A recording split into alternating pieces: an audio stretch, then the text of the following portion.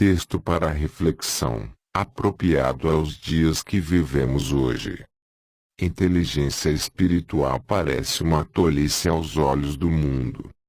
Um elogio aos idiotas. Na vida acelerada do mundo de hoje, todos desejam ser espertos, vivos e astuciosos.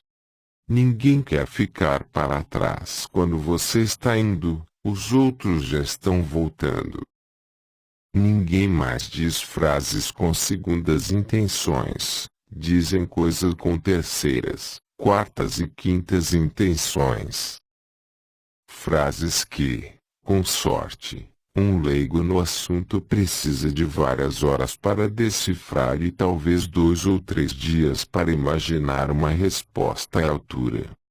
Em compensação, alguém que diz diretamente aquilo que pensa acaba provocando escândalo e mal-estar. É imediatamente catalogado como perigoso e tratado como idiota. A sinceridade parece contrariar as normas da convivência e da boa educação modernas. Assim, as pessoas bem educadas são amáveis, mas nem sempre se deve acreditar no que dizem.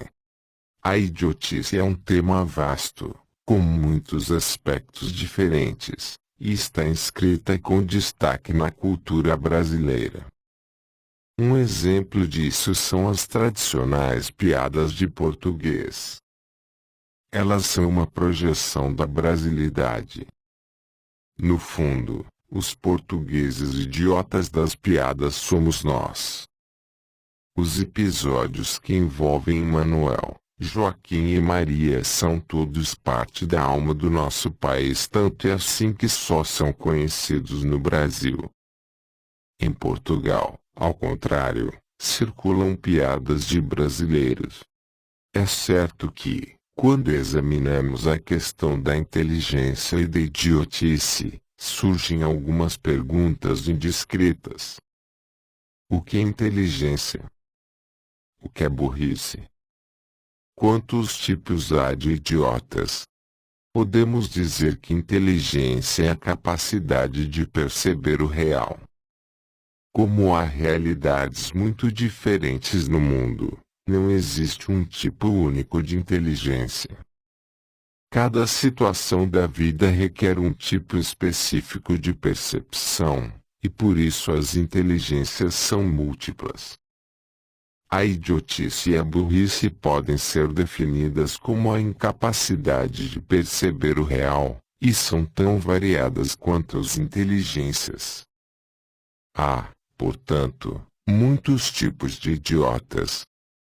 Alguns deles, inclusive, são espertalhões. Sim, há muitos idiotas que passam por inteligentes, e também grande número de pessoas inteligentes que passam por idiotas. Além disso, quem é inteligente em uma área da vida pode ser burro em outras. Você é esperto em política e burro na hora de jogar futebol.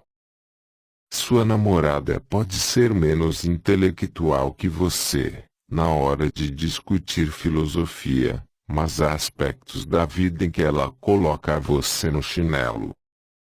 Há coisas que seus filhos fazem bem melhor que você, como, talvez, compreender as sutilezas de um videogame ou computador. Felizmente, ter sabedoria não é saber tudo. Ter sabedoria é saber o mais importante: administrar bem os seus talentos. Dos inúmeros tipos de idiotas, um dos mais interessantes foi examinado por François Rabelais, o escritor francês do século XVI. Ele abordou a imbecilidade doutoral específica dos eruditos que usam palavras complicadas para não dizer coisa alguma. Um deles conta: Rabelais fez certo dia uma longa pesquisa para saber se uma entidade imaginária, zumbindo no vácuo, é capaz de devorar segundas intenções. Outro queria saber se uma ideia platônica, dirigindo-se para a direita sob o orifício do caos, poderia afastar os átomos de Demócrito.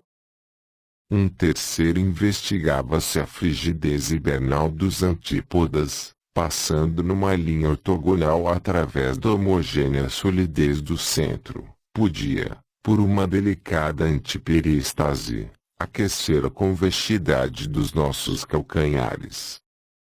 Rabelais qualifica tais idiotas eruditos como professores cegos de discípulos cegos, que tateiam em um quarto escuro à procura de um gato preto que não está lá. Tais indivíduos eram precursores de Rolando Lero, o grande erudito que iluminou a televisão brasileira nos anos 1990. Não é de todo impossível encontrar esse tipo de pesquisador fazendo teses de pós-doutorado em certas universidades. Conheço seres humanos que têm tanto medo de parecer burros que aplaudem ou pelo menos fingem que compreendem esse tipo de raciocínio longo, difícil, sem significado algum. Mas tal constrangimento é desnecessário.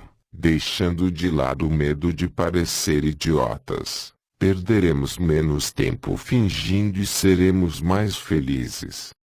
O exemplo de Albert Einstein, um dos maiores gênios da ciência moderna, é ilustrativo.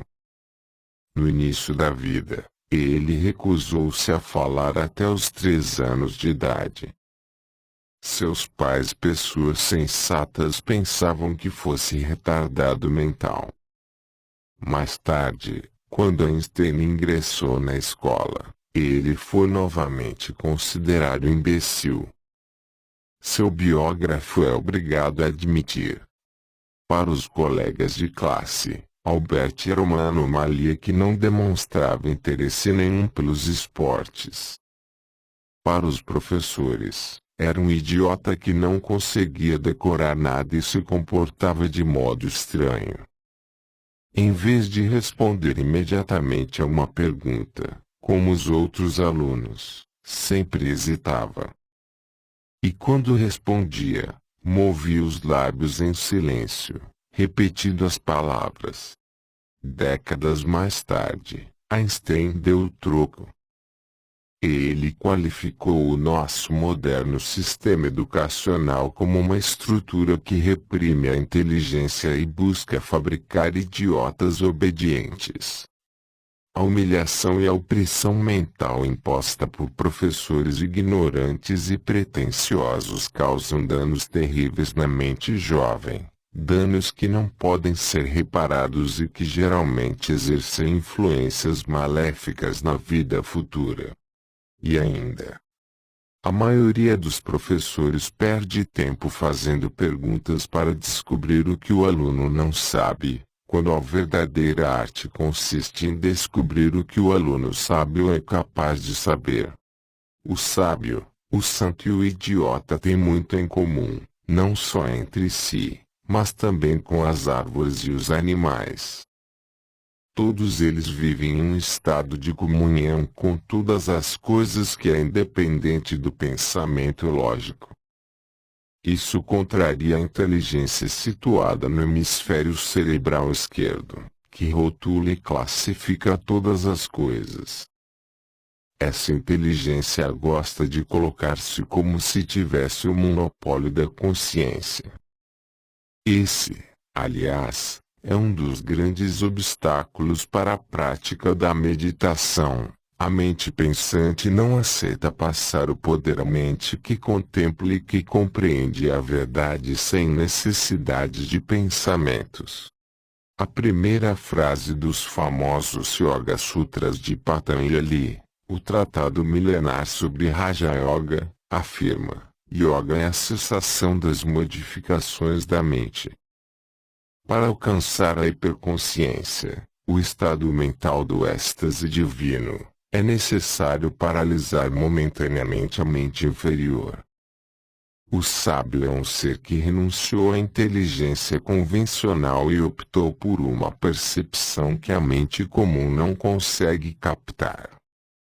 Por isso, mesmo no século XXI, Se aquele que ingressa no caminho espiritual não tiver certos cuidados, pode ser considerado louco ou idiota pelos parentes e amigos. Mas, do ponto de vista do sábio, a situação se inverte e idiota é aquele que fica preso à lógica do mundo externo. O ser humano geralmente vive imerso em ilusões que ele mesmo criou. Para obter a sabedoria, ele deve aprender algumas coisas e desaprender outras. H.B. escreveu: a primeira condição necessária para obter autoconhecimento é tornar-se profundamente consciente da ignorância, sentir com cada fibra do coração que somos incessantemente iludidos. O segundo requisito é uma convicção ainda mais profunda de que tal conhecimento, um conhecimento intuitivo e seguro, pode ser obtido por esforço próprio. A terceira condição, a mais importante, é uma determinação indômita de obter e enfrentar aquele conhecimento. Quase todo o potencial da mente humana ainda está por ser desenvolvido. A ciência reconhece que usamos uma parcela muito pequena do cérebro. O problema não é, pois, que sejamos um tanto limitados mentalmente. O lamentável é que, sendo limitados, nos consideramos extremamente espertos. O filósofo Sócrates, escolhido como o homem mais sábio da Grécia, explicou: eu e os homens notáveis de Atenas nada sabemos, e a única diferença entre eles e eu é que eu, nada sabendo, sei que nada sei, enquanto que eles, nada sabendo, pensam que sabem muito. Seguindo na mesma linha de raciocínio, o pensador espanhol Baltasar Gracián constatou: o maior tolo é aquele que acha que não é, e que só os outros são. Para ser sábio não basta parecer sábio, nem, muito menos, parecer sábio a si próprio. Embora o mundo esteja cheio de tolos, ninguém se julga um deles, nem receia ser um. Quando superamos a necessidade de parecer inteligentes e deixamos de lado o medo de parecer idiotas, libertamos nosso potencial criativo e a nossa capacidade de conhecer novos aspectos da consciência. Quando temos coragem de colocar toda nossa mente em algo, parecemos tolos e distraídos do ponto de vista daqueles aspectos do mundo que optamos por ignorar completamente. Um exemplo claro disso é dado pela história do grande cientista que caminha absorto pela rua, perto da sua universidade, quando encontra um colega e param para conversar um minuto. Ao se despedirem, o cientista pergunta a seu colega: diga-me, amigo, em que direção eu estava caminhando? Você estava indo para lá, aponta o outro. Ah, obrigado, agradece o sábio distraído. Isso significa que eu já almocei. A relativa idiotice dos sábios tem outro exemplo no caso do famoso escritor inglês G.K. Chesterton. Ele morava em Londres quando ainda não havia telefones, e vivia em um mundo tão abstrato que, certa vez, ficou aguardando notícias de sua esposa em uma agência de correios após mandar o seguinte telegrama para ela: querida, estou no mercado Arborough. Mas onde eu deveria estar para fazer o quê? No romance O Príncipe Idiota, o escritor Fyodor Dostoiévski descreve um Cristo moderno que aparece na Rússia com 26 anos de idade e se comporta como um idiota desde todos os pontos de vista práticos. Ele não tem a couraça de autodefesa que caracteriza o tipo moderno de cidadão esperto. Por isso as pessoas riem da cara dele e ele acha graça junto com os que o desprezam. Chamam-no de burro e ele concorda, amavelmente, porque só sabe falar a verdade e percebe que, realmente, não tem a astúcia dos seus perseguidores. Leon Mishkin, o Cristo Príncipe de Dostoiévski, é epiléptico. O escritor descreve os seus ataques como momentos de iluminação mística. Não podia duvidar nem admitir sequer a possibilidade de dúvida. Naqueles momentos havia, com efeito, beleza e oração, e aqueles instantes eram a maior síntese da vida. E ele via claramente que a consequência evidente desses minutos indescritíveis era a imbecilidade, o obscurecimento das suas faculdades, o idiotismo. Dostoiévski está certo em mais de um sentido. Epilepsia à parte, há um fato que poucos estudiosos do caminho do autoconhecimento confessam abertamente: quando se desperta a inteligência espiritual, perde-se, irremediavelmente, a inteligência astuciosa que permite coisas como mentir com habilidade, usar a lisonja na medida certa e falar a verdade só quando ela traz vantagens. Desse despertar vem a sensação de nada saber diante do mundo. A expansão mística da consciência traz consigo uma inocência idiota em relação à realidade externa. É por isso que os sábios renunciam à agitação e a todas as formas de esperteza associadas com ela, e preferem optar por uma vida retirada. Quem deseja alcançar a consciência celestial deve abandonar a inteligência egoísta e assumir, em certos assuntos, a aparência de um abobado. A razão expulsou Deus com chicotadas para o meio dos loucos, escreveu Louis Pauwels. E o escritor sufi Idriss Shah, grande pensador do islamismo místico, escreveu um livro intitulado Sabedoria dos Idiotas. Na abertura da obra, Idriss Shah explicou: aquilo que os homens de pensamento estreito imaginam que seja sabedoria é frequentemente considerado loucura pelos sábios sufis. Assim os sufis, por sua vez, chamam a si mesmos de idiotas. Por uma feliz coincidência, a palavra árabe que significa santo, wali, tem a mesma equivalência numérica que a palavra que significa idiota, balide. Assim, temos dois motivos para ver os grandes sufis como os nossos idiotas. A astúcia impede o autoconhecimento. A milenar tradição chinesa conta que certa vez Confúcio procurou Lao Tzu, fundador da filosofia taoísta, e fez a ele uma complexa consulta sobre uma questão ritualística que considerava de grande importância. Desprezando a pergunta sofisticada, o mestre disse a Confúcio: você precisa abandonar a sua esperteza e deixar de lado a espada da sua ambição.